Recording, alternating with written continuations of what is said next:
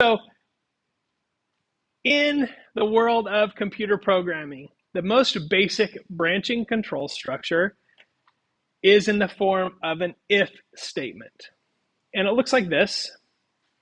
It's really quite simple. And it says if something is true, so like if you like me is equal to yes, right?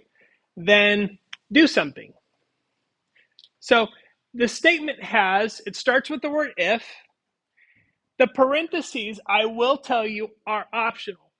I put them in because it helps you to remember that's what goes there. So it's sort of a placeholder. In Python, the parentheses are optional.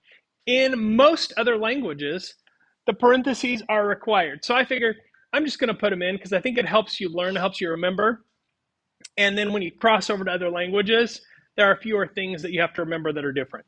So if something is true, whatever's in the parentheses, if it comes out to true, remember Boolean values, true or false? So it's whatever would evaluate to true as a Boolean value. So if I put the number 5 in there, that's true. If I put any string in there, that's true. If an empty string is false or a 0 is false. But there are lots of other things that we can evaluate to true or false. And then we have a colon. Don't forget your colon. It's very important. And then below that is what we call a code block. Now the code block is indented. It can be one or it could be a million lines of code. But this code only runs if this is true. If it's false, it'll skip past all of the indented code and start at the next line that's not indented.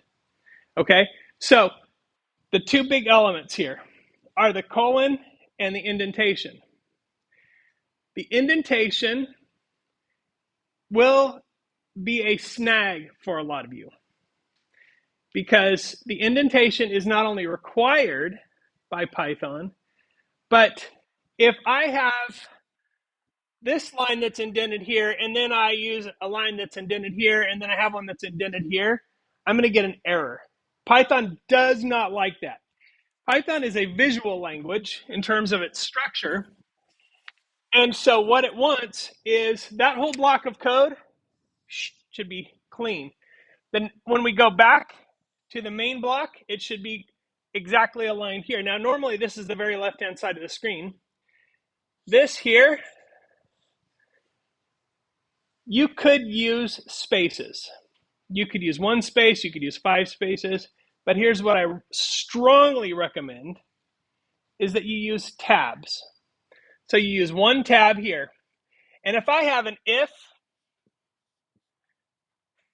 another if statement inside this, which I can do, then I would tab over another space for the code inside that one.